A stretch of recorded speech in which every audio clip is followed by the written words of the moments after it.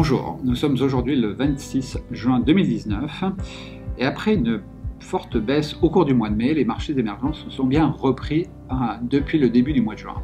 Environ plus 6%, ce qui se compare à une hausse d'environ 3% pour les pays développés. La perspective de baisse des taux aux États-Unis, la baisse du dollar et également la baisse des taux dans certains pays émergents comme en Inde ou comme en Russie alimente la hausse et l'optimisme des investisseurs à court terme. Néanmoins, les flux restent négatifs. On assiste quand même à environ 20 milliards de dollars de sorties depuis environ 2 mois sur ces actions émergentes.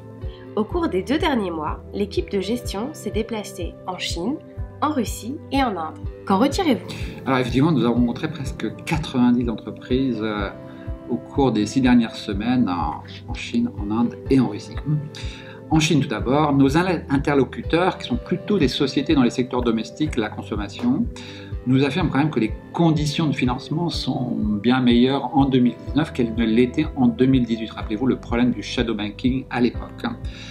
Néanmoins, elles constatent quand même de la prudence de la part de leurs clients, pour la plupart consommateurs, prudence qui est liée au niveau de confiance qui est affecté par les relations sino-américaines.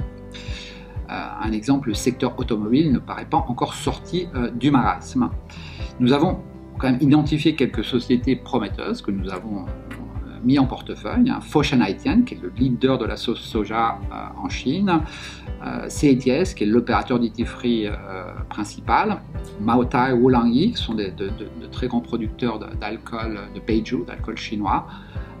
Ces titres très locaux nous paraissent une bonne proposition, en tout cas pour les mois à venir. A contrario, le secteur de la technologie paraît quand même affecté durablement par les incertitudes sino-américaines. Dans ce contexte, il est préférable pour nous de nous focaliser sur le marché A, sur lequel nous sommes investis à hauteur de 10% du fonds de GEM Equity. Et qu'en est-il de l'Inde et de la Russie?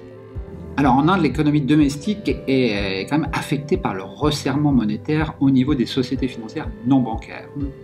Situation qui est similaire au resserrement du shadow banking en Chine en 2018 devrait normalement s'améliorer d'ici la fin de l'année. Nous comptons à ce titre augmenter notre position indienne qui est d'environ 9,5% du fonds de GEM Equity plutôt en fin 2019 qu'auparavant. En Russie, la situation financière est en revanche très saine.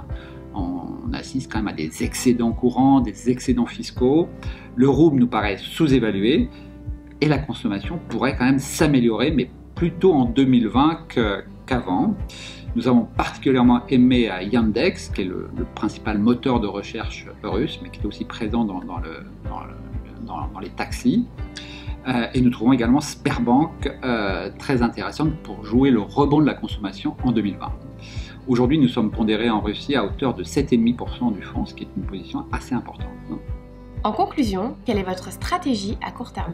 Alors, ce week-end, vous savez, nous allons avoir le G20 à Osaka. Ce meeting pourrait nous apporter une certaine dose d'éclaircissement. Néanmoins, on ne s'attend quand même pas à un accord complet entre les États-Unis et la Chine. Dans cet environnement, il nous paraît important d'être très flexible. Aujourd'hui, les liquidités de GEM Equity sont d'environ 6% du fonds. Cela dit, au niveau local, en Chine, les mesures fiscales qui ont été prises en fin d'année dernière et en début de cette année pourraient avoir un impact positif. Nous sommes donc relativement confiants, encore une fois, sur les valeurs domestiques chinoises. Ailleurs, la Russie et le Brésil sont toujours des marchés que nous privilégions. Merci.